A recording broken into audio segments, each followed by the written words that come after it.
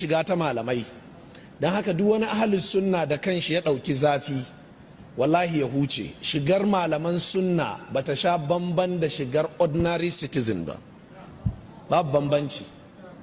Babu wani rawani da za a ce wannan rawani irin na malamai ne, babu wata malafa da za a ce wannan malafa irin ta malamai ce. Ordinarily annabi sallallahu alaihi wa alihi wasallama yake sanya tufafi irin yadda kowa ke sawa, ya shiga cikin kasuwa, ya shiga ko ina yayi mu'amala.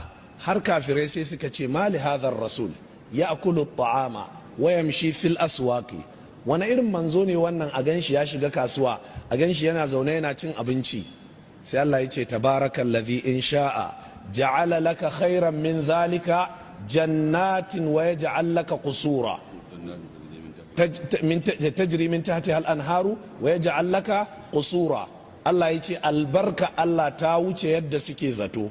Inda Allah ya so sai ya gina maka manya-manyan gidaje, ya sa maka manya-manyan fadoji, ya sanya maka manya-manyan gonaki, supermarkets, superstores, ka rinka zuwa kawai kana cefane a cikin shagon Allah. Amma ba duniya ce ta dami manzon Allah sallallahu alaihi wa alihi wasallama ba. Sai Allah maɗaukakin sarki sai ya tona asirinsu. Wato kafirai sun rasa abin da za su soki manzon Allah da shi ne, sai suka ce ya ake ganin shi a kasuwa. Zuwa kasuwa laifi ne? Amma ya ake ganin shi a kasuwa, ya ake ganin yana cin abinci. Sun rasa abin da za su soke shi ne. Sai Allah ya ce bal kazzabu bis sa'a, sun karyata tashin alkiyama ne. Tashin alkiyama suka karyata, sun karyata Allah ne, amma sun kasa fitowa si gaba da gaba, shine suke rara gefe. Yanzu an takin haka tashi zagin malaman sunna, sai ana zagin su da abin da ba shine zagi ba. Ai mun ga malamin ku ya shiga kasuwa, ai mun ga malamin ku a sabuwar mota, mun ga malamin ku da sabon agogo, malamin ku ya ƙara aure. Duk waɗannan laifi ne? Bal kazzabu bis sa'a wa a'tadna liman kazzaba bis sa'ati sa'ira. Allah ya ce sun ƙaryata tashin alkiyama ne.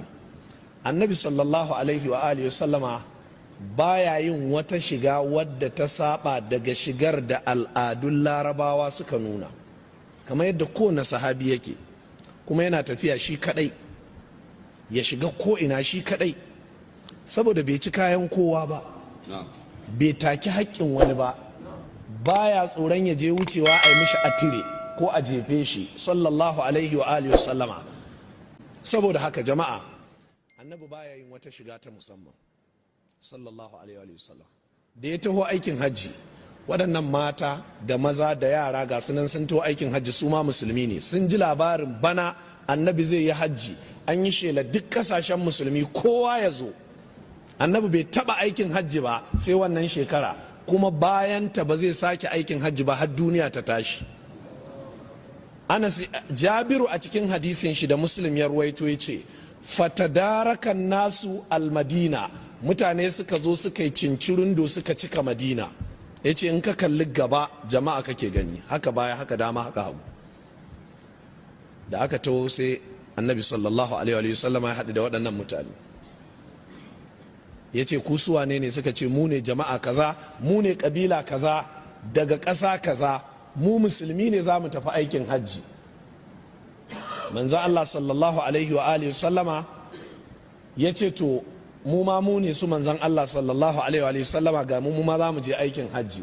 Masha Allahu, sai wata mace ashe ta ɗauko yaro ɗan ƙarami za ta je hajji da shi, sai ta ɗago yaron sama, sai ta ce manzan Allah ali hadha hajjun, wannan in yi hajji hajjin shi ta yi?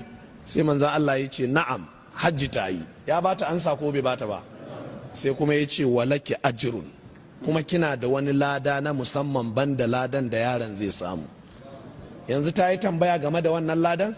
Bate batu, wannan shi yake kira jawabul hakim. Ina kawo mana misalan su ne, amma daga cikin fiqihun da muka cire a cikin hadisin shine ne annabi sallallahu alaihi wa sallam ya dauki rayuwa zai sauki, har ga musulmi sun haɗu da shi ba su gane shi ba. Yanzu kai da a ce ya zuba wata malin aska tara guda uku, ya kawo wata alkyabba rabinta na jan ƙasa, ya kawo wani bandur uku ya nada a ka, saboda Allah jama'a, ai dole ka gan shi ka gane to ko dai baka san kowaye ba to wannan authority ne. haka ne ko ba haka ba? Amma la, manzan Allah sallallahu alaihi wa alihi sallama bai ɗauki duniya a bakin komai ba, dan ba a bakin koman take ba.